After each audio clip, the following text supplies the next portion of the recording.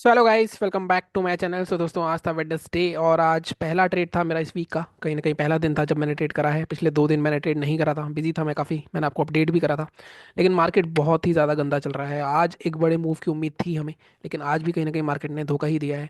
कल निफ्टी की एक्सपायरी है तो कल एक्सपेक्ट कर सकते हैं एक बड़ा मूव आ सकता है, लेकिन जिस तरह से मार्केट जा रहा है उस तरह से मार्केट में काफ़ी दिक्कतें आ रही हैं। प्रीमियम्स बहुत ज़्यादा स्लो मूव कर रहे हैं क्योंकि इंडिया विक्स हमारा लगातार गिर रहा है।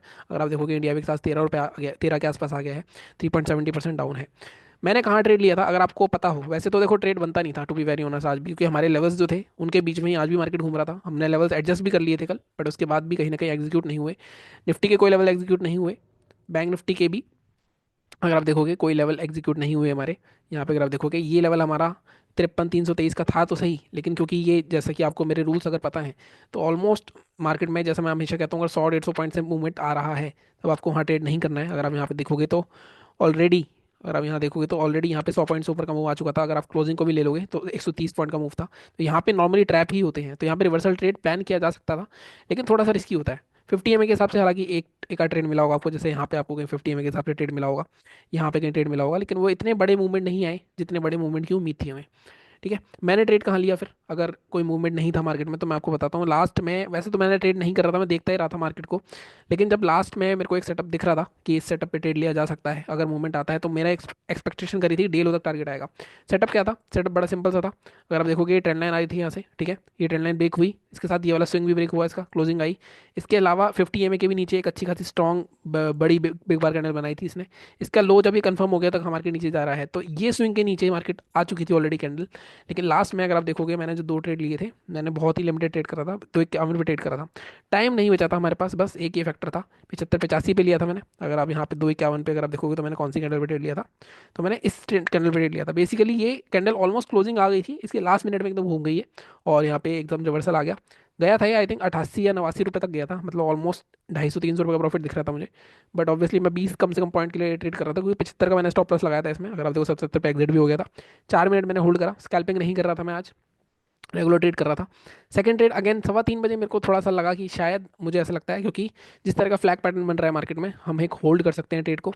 तो मैंने होल्ड करा इसको पहले, लेकिन लास्ट में जाते जाते क्योंकि बार बार ये इस ट्रेड में भी 250 रुपये का प्रॉफिट दिख रहा था, 250 300 का। 88 80 90 लेवल क्रॉस नहीं कर रहा कम से कम इसने 10 5 7 मिनट तक। अगर आप देखो 15 पे लिया था, 26 पे फिर मैंने डिसाइड करा कि नहीं, निकाल लेते हैं इसको, होल्डिंग में नहीं जाते हैं।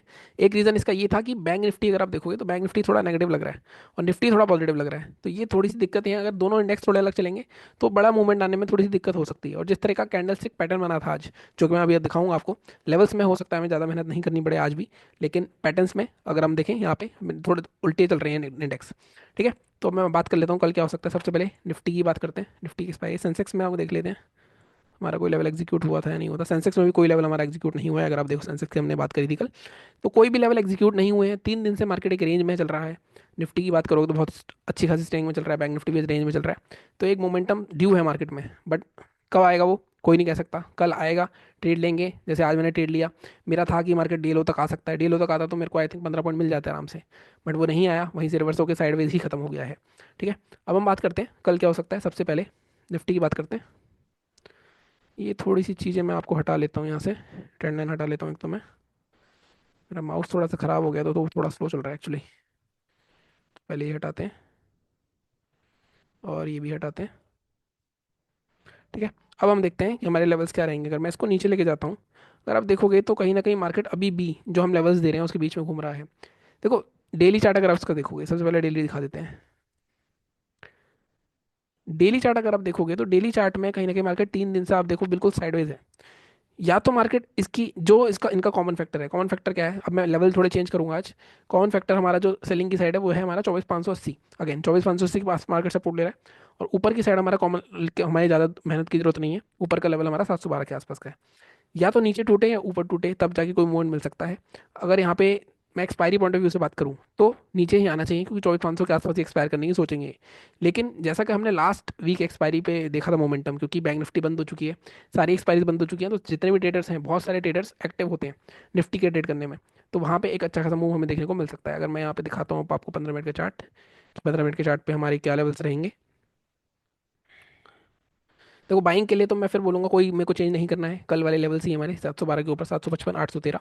या आप वीडियो देख लेना मेरा कल का कैसे निकाले थे हमने।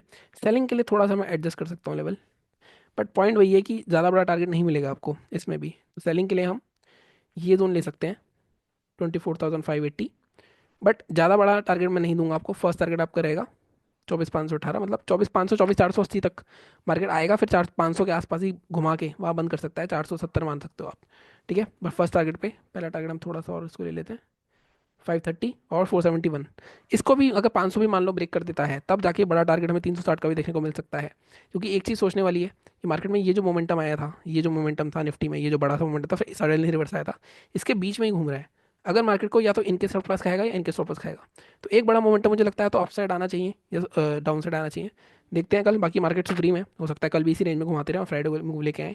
बट ये कहीं ना कहीं एक पोजीशन डिसाइड होगी, अगर मार्केट जब ये तोड़ेगा या ये तोड़ेगा, तभी जाके डिसाइड होगा कि मार्केट किधर जाना चाहता है। ठीक है। अगर मैं बात करूं बैंक निफ्टी की, बैंक निफ्टी में सेलिंग का हमें कुछ भी चेंज नहीं करना है।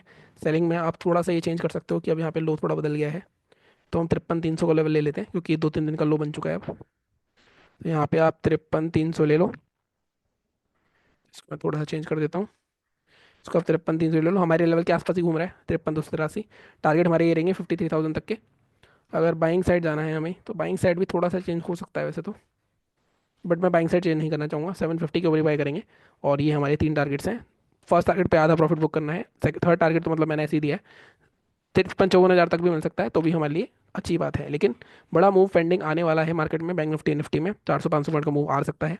तो बहुत ध्यान से ट्रेड करना। रिस्क रिवॉर्ड जैसे आपको मान लो कल ट्रेड लेना है, इसके नीचे क्लोज हो जाती है 5 मिनट कैंडल, रिस्क अगर आपका 3,000 का डिफाइन है, तो उसके हिसाब से क्वांटिटी लेके बैठ जाओ। स्टॉप लॉस हिट होगा मान तो ऊपर आ गया, यहीं घूमता रहा, छोड़ दो। सेकंड ट्रेड इसके ऊपर क्लोज हो जाता है सेकंड हाफ में, तो ये ट्रेड लेके बैठ जाओ। रिस्क डिफाइंड होगा तो 2 ट्रेड में आपका लॉस लिमिटेड हो जाएगा, और वहाँ पे लॉस ही होगा, लेकिन अगर चल गया तो रिवॉर्ड आपको बहुत बड़ा मिलेगा। ठीक है, इस तरह से चलना है हमें। सेंसेक्स की भी बात कर ही लेते हैं। सेंसेक्स के तो आई थिंक कल वाले लेवल से रखना आप। सेंसेक्स में कोई चेंज नहीं करूंगा मैं, कल वाले लेवल से ही रखना आप। 51,800 और 81,150, ये 2 लेवल्स रहेंगे हमारे। ठीक है, तो कल हो सकता है मोस्ट प्रोबेबली काफ़ी अच्छा मोमेंटम आए मार्केट में, क्योंकि 3 दिन से मार्केट में कुछ भी नहीं मोमेंटम मिल रहा है। इंडिया विक्स बढ़ना चाहिए, इंडिया विक्स नहीं बढ़ता है तो भी बड़ी दिक्कत है।